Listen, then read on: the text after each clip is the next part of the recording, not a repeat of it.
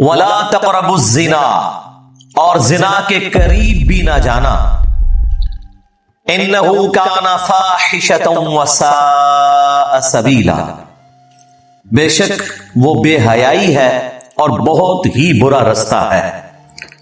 دیکھیں زنا کا جب ذکر آیا تو یہ نہیں کہا کہ زنا نہ کرنا، بلکہ کہا اس کے قریب بھی نہ جانا، یعنی ہر وہ راستہ جو آپ کو برائی کی طرف لے کر جا سکتا ہے، جو شیطانی راستہ ہے، خطوات الشیطان جسے کہا گیا، ان سے بھی آپ نے بچنا ہے۔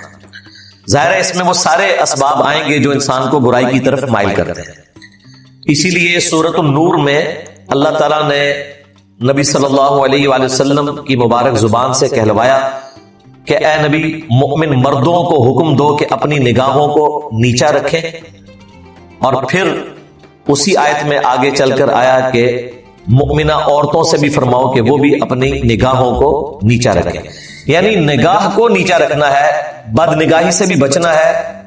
بدکاری تو بہت بڑی چیز ہے، لیکن اس تک پہنچنے کا راستہ بد نگاہی ہے۔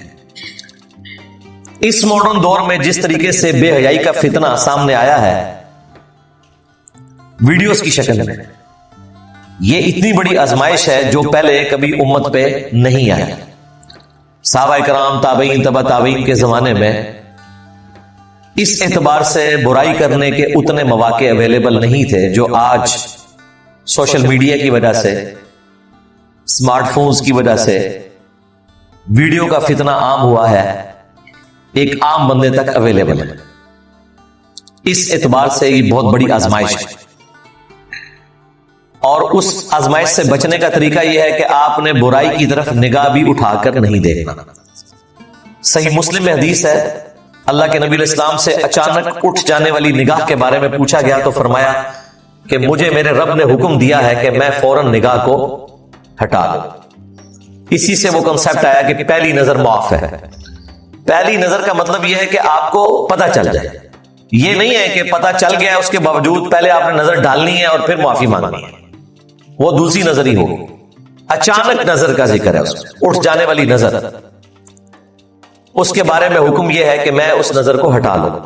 پھر صحیح مسلم میں ایک اور حدیث ہے، نبی علیہ السلام کے سامنے سے کچھ عورتیں گزر رہی تھی، اچانک آپ کی نگاہ پڑی، آپ اپنے گھر میں تشریف لے گئے، اپنی بیوی کے ساتھ ازدواجی تعلق قائم کیا، اور پھر صحابہ میں واپس آ کے فرمایا کہ اگر کسی کی نظر کسی نامحرم پر پڑے اور وہ اسے بھلی معلوم ہو تو اسے چاہیے اپنی بیوی کے پاس جائے، اس کے پاس بھی وہی چیز ہے جو اس عورت کے پاس، اور یوں اللہ تعالیٰ تمہارے دل سے اس عورت کا خیال نکال دے گا۔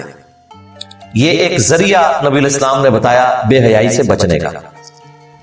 بخاری اور مسلم دونوں میں حدیث ہے کہ تم میں سے جس میں استطاعت ہے وہ نکاح کرے، بے شک نکاح کرنا نگاہوں کی حفاظت کا اور تمہاری شرمگاہ کی حفاظت کا ذریعہ ہے، اور جو نکاح کی استطاعت نہ رکھتا ہو اسے چاہیے کہ وہ روزے رکھے، اس کے ذریعے اپنی شہوت کو ٹھنڈا کرے۔ یعنی نگاہ کا ذکر ہر جگہ موجود ہے، بیسیکلی یہ وہ راستہ ہے۔ یہاں پر بھی جو ہے زنا کے قریب بھی نہ جانا، تو ہر وہ راستہ آپ نے چھوڑنا ہے جو آپ کو برائی کی طرف لے جاتا ہے۔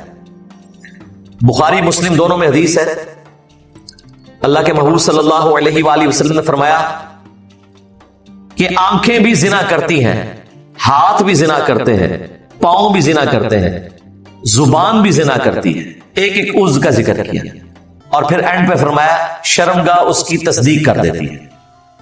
یعنی یہ تمام برائیاں اور ان کا الٹیمیٹ انجام بدکاری، ان ساری چیزوں سے بچنا ہے۔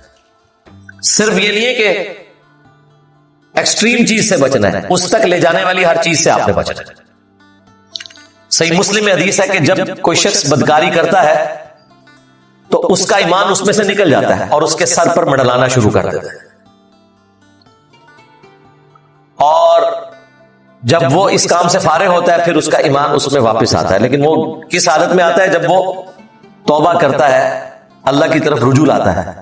وہ اللہ کا وعدہ ہے، سورۃ الفرقان کی آیت نمبر 68، 69 اور 70، ان تین آیات میں اللہ تعالیٰ نے تین سب سے بڑے گناہ گنوائے۔ نمبر 1، शिर्क, नंबर 2 कत्ल नाहक। शिर्क हुकूकुल्लाह में सबसे बड़ा गुनाह, कत्ल नाहक हुकूकुल इबाद में सबसे बड़ा गुनाह, और तीसरे नंबर पे बदकारी का जिक्र किया और कहा कि जो इन 3 गुनाहों से भी तौबा कर ले, ना सिर्फ हम उसे माफ कर देंगे बल्कि उसके गुनाहों को भी नेकियों से बदल देंगे।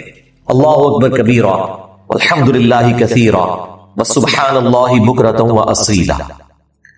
लेकिन हर गुनाह से तौबा का तरीका अलग है।